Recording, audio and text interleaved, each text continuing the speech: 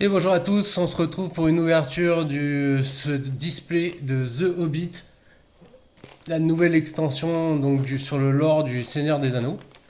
Et bah écoutez, on va ouvrir ça tout de suite, voir un petit peu ce qu'on a réussi à looter.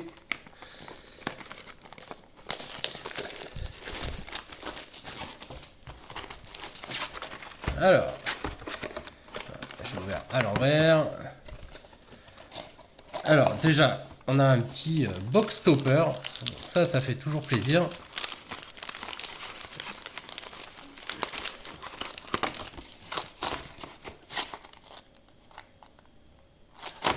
Le petit box topper. Alors, est-ce que on a eu de la chance ou pas sur l'ouverture du box topper? Attention, attention. Attention. Arwen, la reine mortelle. Donc c'est une créature légendaire, elfe et noble, pour 3 mana, un blanc, un vert, un incolore. On a une 2/2, elfe et noble. Elle arrive avec un marqueur indestructible sur elle. Et pour un mana incolore, on retire le marqueur. Une autre créature ciblée acquiert l'indestructible jusqu'à la fin du tour et mettez un marqueur +1/+1 et un marqueur lien de vie sur cette créature et un marqueur +1/+1 et un marqueur lien de vie sur Arwen. Ah, c'est pas mal. C'est pas mal. On pouvait avoir mieux, mais c'est pas mal. Allez, premier booster, on y va. Alors je suis pas du tout spoil, donc je sais pas ce qu'il y a qui pourrait être intéressant ou pas. Je ne sais pas du tout. On va peut-être quand même pas regarder les communes dans le détail et les unco, mais on s'arrêtera bien sûr sur les rares. Alors, on a une méditante de la forêt noire. Un serment à Erebor. Une elfe des bois. Dori, le porteur d'amis. Un warg vorace. La chasseur de la garde crépusculaire. Pas mal de loups. Une pilier. Excusez-moi pour la caméra. Une pilier de la trouée des trolls.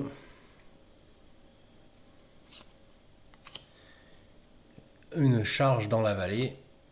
Oh, petite art spéciale pour la forgeronne des collines de fer. 2 mana, 1 mana blanc, 1 mana incolore. Une 1-1, c'est un nain et artificier double init.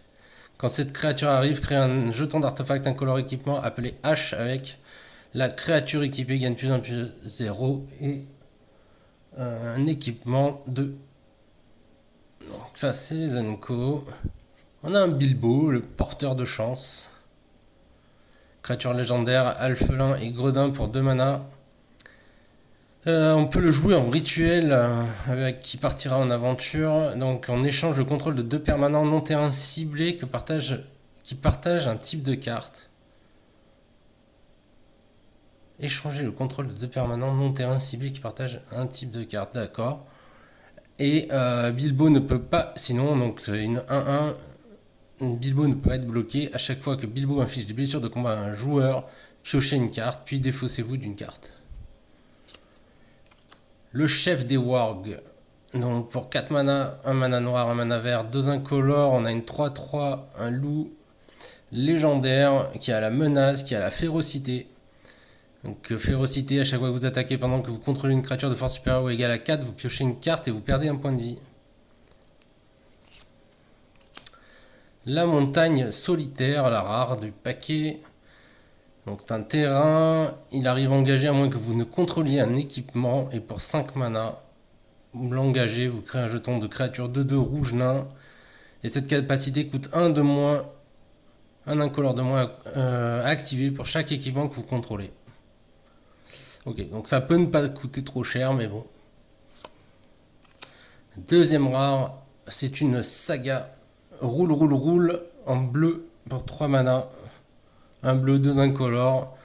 Pendant 4 tours, on va pouvoir exiler jusqu'à une cible que l'on contrôle, créature au terrain. Si on fait ainsi, on la renvoie sur le champ de bataille sous le contrôle de son propriétaire au début. Donc c'est vraiment fait pour Blink. Et puis on a un terrain, une commune. Et un petit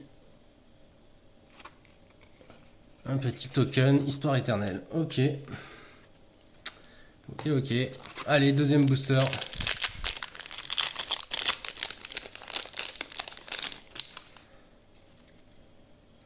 Donc on a un ours commun. Ouin le vaillant. La vieille grive. Une emprise de la rivière enchantée. Mijoter un mauvais coup. Un approvisionneur nain.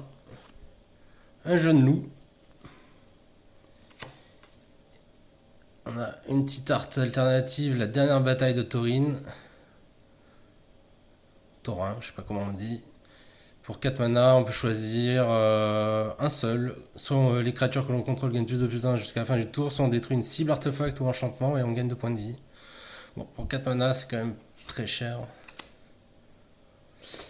Et maintenant, on attaque les Unco, fabricante de jouets de Bourg du Lac. Pour 4 mana, un blanc, 3 incolores. On a une créature humain artificier 3-4 au début de votre combat pendant votre tour. Si vous avez pioché au moins 2 cartes ce tour-ci, une autre créature ciblée que vous contrôlez gagne plus 3 plus 0 et acquiert l'initiative jusqu'à la fin du tour. Ok, c'est pas fou. Une vieille grosse araignée pour 6 mana. Une 6-7 portée. Cette créature ne peut pas être bloquée par des créatures de force inférieure ou égale à 2. Et à chaque fois que cette créature devient la cible d'un sort ou d'une capacité qu'un adversaire contrôle, vous piochez une carte. Ok. On a un barde l'archer pour 3 mana, un blanc, un bleu et un incolore. C'est une 1-3 humain, donc créature légendaire humain et archer, qui a la portée. Et à chaque fois que vous piochez votre deuxième carte à chaque tour, vous mettez un marqueur plus 1 sur une créature ciblée. Elle acquiert le lien de vie jusqu'à la fin du tour. Ah, c'est pas mal. Oh, Gollum, le maître des énigmes. La petite mythique qui fait du bien. Donc 2 mana, un mana noir, un mana incolore. On a une 3-1. Donc c'est un alphelin et une horreur. Au moment où il arrive, on choisit pair ou impair. À chaque fois qu'un adversaire lance un sort avec une valeur de mana de la qualité choisie, choisissez l'un qui n'a pas encore été choisi. Mettez un marqueur plus 1 sur Gollum. Chaque adversaire perd 2 points de vie et vous gagnez 2 points de vie. Piochez une carte. Je comprends pas la carte, je suis désolé. Je sais pas pourquoi on choisit pair ou impair déjà. Et à chaque fois qu'un adversaire lance un sort avec une valeur de la qualité choisie. Ah, c'est ça la qualité certainement. C'est si c'est pair ou si c'est impair, ok. Donc à chaque fois qu'un adversaire lance un sort avec une valeur de mana soit pair soit impair, suivant ce qu'on a choisi, on peut choisir parmi les 3 capacités en dessous et parmi celles qui n'ont pas encore été choisies. Ok, bah c'est pas mal, moi j'aime bien les petites capacités qu'elle a. Pour une 3-1 pour 2 mana, franchement c'est quand même cool, j'aime bien. La spatule usée, un équipement commun mais qui est foil, une montagne et à nouveau un token.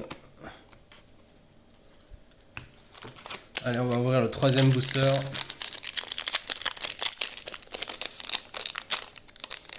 Donc on fera cette vidéo en 3 parties, puisqu'il y a normalement, je pense qu'il y a 30 boosters, on fera 3 fois 10 boosters.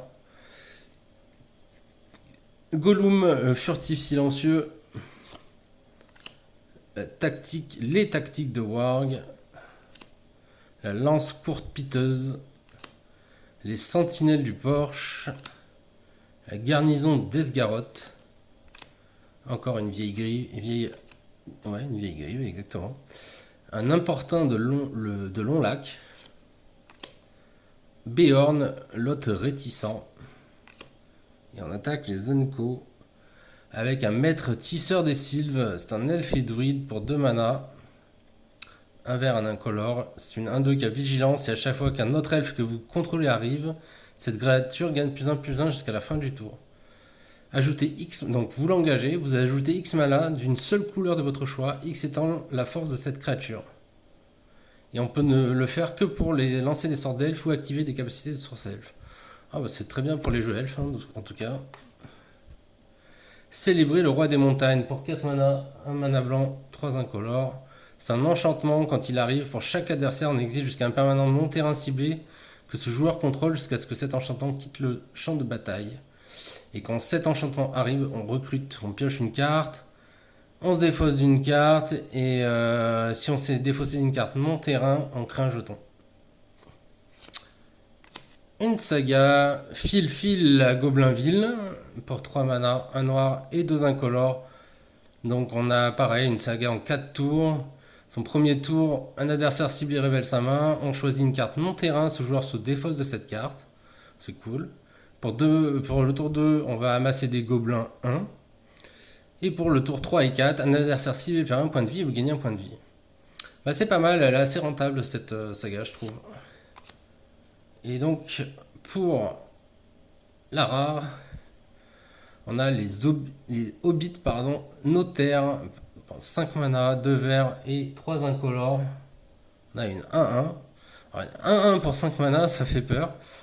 Quand ils arrivent, s'ils ne sont pas un jeton, on crée 2 jetons qui en sont des copies, excepté que ces jetons ne sont pas légendaires. Et on ajoute un mana incolore pour chaque alphelin qu'on contrôle. Ok. J'ai pas trop d'avis.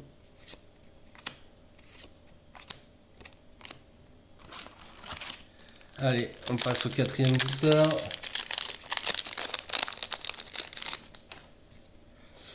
Alors, la frappe de pomme de pin. L'instructeur patient. Coupure mortelle de Bilbo.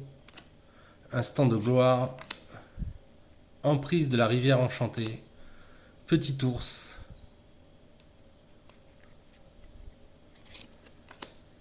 La fureur de Smaug. Un rocher de géant. On attaque les Unco avec encore un Bilbo porteur de chance. Encore un chef des Wags. Un beau Gandalf pour 6 mana. C'est une 4-3 portée. Quand il arrive, il inflige 3 blessures réparties comme on le désire entre 1, 2 ou 3 cibles. Ah ouais, donc ça c'est quand même assez cool. Après ça fait un peu cher quand même. Et en rare, on a Azog, la ruine de la Moria. 3 mana, un noir, 2 incolores. On a une 1-3. Gobelin soldat, quand il arrive, on détruit jusqu'à une autre créature ciblée. Son contrôleur amasse des gobelins X, X étant la force de cette créature. Et si vous contrôlez cette créature, piochez une carte.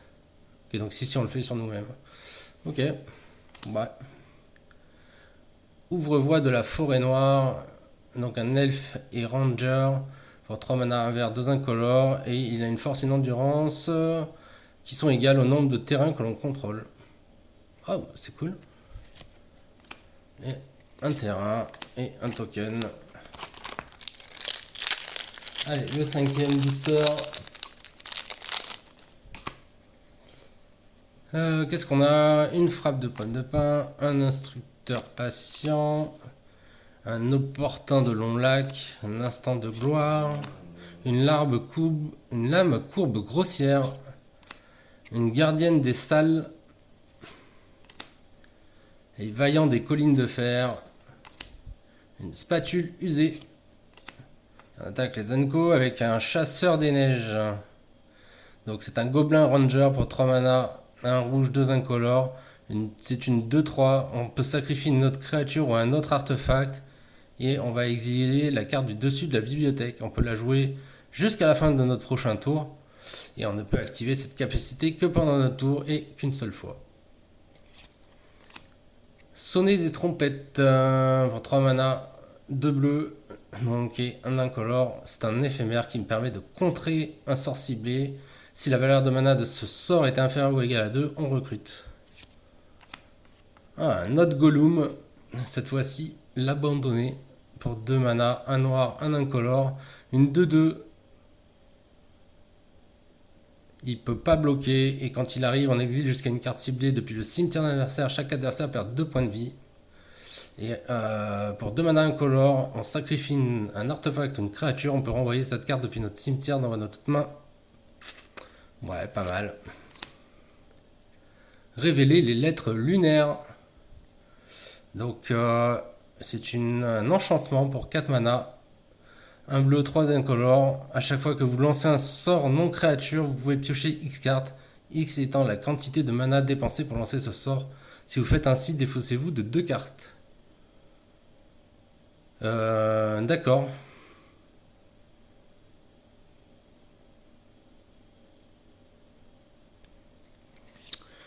J'ai pas trop d'idées là comme ça qui me viennent, mais ça a l'air intéressant comme carte. Nouvelle de la guerre qui est foil et un terrain et un token loup. Allez, on passe au suivant. De mémoire, c'est le 6e. Ori, gardien des chansons. Vagabond des branchages. Nouvelle de la guerre. Le chien gris allongé. Gobelin à la voix rocailleuse. Un petit Gandalf. Sorcier errant. Une fin magnifique. Une querelle. Et dans les Unco, on a un grincement de dents. 3 mana, 2 noirs, 1 incolore. C'est un rituel. On va pouvoir choisir. Donc, soit une créature ciblée gagne -5/-5 jusqu'à la fin du tour. Cette créature devait mourir, on l'exile.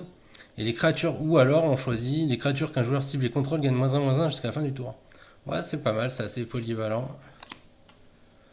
La fêtarde Sylvaine pour 4 mana, 1 vert, 1 bleu, 2 incolores. On a un elfe et citoyen qui est une 3/2. Et quand cette créature arrive, on pioche une carte, puis on se défausse d'une carte. Si on s'est défaussé une carte de terrain de cette manière, on la met engagée sur le champ de bataille depuis notre cimetière. Et attention à la touche terre. À chaque fois qu'un terrain que vous contrôlez arrive, vous pouvez payer 3 mana. Si vous faites ainsi, renvoyer cette carte dans votre main depuis votre cimetière. Ouais, chelou. Comme synergie, très bizarre. Le chasseur des neiges pour 3 mana, un rouge et 2 incolores. C'est une 2-3 gobelin et ranger, pardon. On sacrifie notre créature ou un autre artefact. On exile la carte du dessus. Ouais, c'est la même que tout à l'heure. Okay. Et la rare, c'est Dwalin, maître d'armes. Un nain et guerrier pour un mana blanc ou un mana rouge et un mana incolore. C'est une initiative et à chaque fois qu'il arrive ou attaque, on met un marqueur perfectionnement sur chaque équipement que l'on contrôle. Le marqueur perfectionnement sur un équipement donne +1/+0 à la créature équipée. Bon, très chelou. Un Wargvorath foil, un terrain et un petit token. On passe au 7e booster.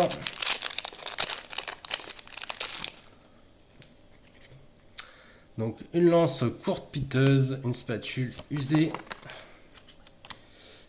un apothicaire du bord de lac, pardon, un Gollum furtif silencieux, ayant que il y en avait des Gollum, papillon en ailes de velours, gardienne des salles, Smog la grande calamité, un beau dragon, un rocher de géant. Et dans les Unco, on a un petit lapin sur 2 pattes. Donc pour un mana vert, c'est une 1/2 qui a férocité au début du combat. Pendant notre tour, si on contrôle une créature de force supérieure ou égale à 4, on met un marqueur +1/+1 sur cette créature. En pierre à l'aube pour 2 mana, 1 blanc, 1 incolore, on a un éphémère qui permet de détruire une créature ciblée de force supérieure ou égale à 4. Ou alors, jusqu'à la fin du tour, une créature ciblée devient un artefact en plus de ce type et acquiert l'indestructible. Ah, ça c'est marrant quand même. On a une flèche noire qui est un artefact légendaire pour 3 mana, incolore, qui se joue en flash. Quand il arrive, il inflige une blessure à n'importe quelle cible. Si un dragon subit des blessures de cette manière, on le détruit, carrément. Et la créature équipée gagne +1/+1 et à la portée. Et c'est un équipement 1. Ouais, très bon artefact. Et la rare, c'est entrer dans la forêt pour 8 mana, 2 verts, 6 incolores. On regarde les 20 cartes du dessus de notre bibliothèque et on met sur le champ de bataille engagé n'importe quel nombre de cartes de terrain parmi elles. Puis on mélange. Vous gagnez 8 points de vie. C'est trop marrant. Je trouve ça trop marrant. Ok. Donc 2, 4, 6, 7. Allez, il en reste 3. Je vais écarter un petit peu la boîte. On va faire ces 3 là.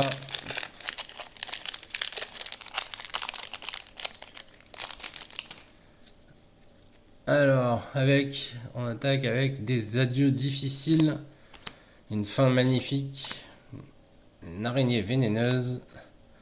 Une coupure mortelle de Bilbo. Des nouvelles de la guerre, un chasseur de la garde crépusculaire, un apothicaire du bord de lac. Et en unco, on a un nuage de chauve-souris redouté pour 5 mana, un noir 4 incolore. C'est une 4-2 et elle coûte 3 de moins à lancer si une créature est morte ce tour-ci. C'est une chauve-souris qui a le vol et le contact mortel. C'est pas mal hein, quand même, une 4-2 vol contact mortel pour 2 mana potentiellement. C'est quand même vraiment sympa. Une troupe de poneys, bon, les poneys c'est pas mon truc. Taurin, le Kulchen, donc pour un mana rouge, un mana blanc. C'est un nain et noble légendaire, un 3-2 piétinement illustre. Tant que vous avez une histoire perpétuelle, les artefacts et les créatures que vous contrôlez en parade 1. Alors je sais pas ce que c'est une histoire perpétuelle. Peut-être c'est quelque chose de spécifique à l'extension. Et on a un petit anneau, mon trésor. Donc c'est un artefact légendaire de 3 mana. La créature équipée a la défense talismanique qui ne peut pas être bloquée. Elle a équipement 2 et payer 2 points de vie. Ah, c'est bizarre le payer 2 points de vie. Ok, ou alors on peut la jouer en éphémère et elle partira en aventure avec 2 mana simplement. En tant que coût supplémentaire pour lancer ce sort, on sacrifie une créature et on peut piocher 2 cartes. Bah c'est pas mal, c'est pas si mal comme artefact. Et on a une saga aussi rare dans ce petit booster. La route se poursuit toujours avec qui coûte un mana blanc et un incolore. Toujours en 4 tours. Au premier tour, on va chercher dans notre bibliothèque jusqu'à 2 cartes de plaine de base. On les exile, puis on mélange et on gagne 2 points de vie. Ok. Au tour 2, au tour 3, on met une carte exilée par cette saga dans la main de son propriétaire. Et au tour 4, à chaque fois que vous attaquez ce tour-ci, une créature ciblée que vous contrôlez gagne +1/+1 jusqu'à la fin du tour pour chaque plaine que vous contrôlez. Ouais, ok. Ça coûte pas cher, donc on a une petite meurtrisseuse naine pour un mana. Une 2-1, c'est un nain guerrier et les capacités d'équipement que vous activez qui ciblent cette créature coûtent 2 de moins à activer. Donc elle est facile à booster. Allez, on attaque les 2 derniers de cette série numéro 1 sur le Hobbit. Avec donc Ori, gardien des chansons, toujours pareil. Les vagabondes de branchage, Dori, porteur d'amis, Gobelin à la voix rocailleuse, un chien gris allongé, un pilier de la trouée des trolls, j'arrive même pas à le dire. Papillon aux ailes de velours. Querelle. La carte de Tror. Donc un artefact légendaire pour 2 mana.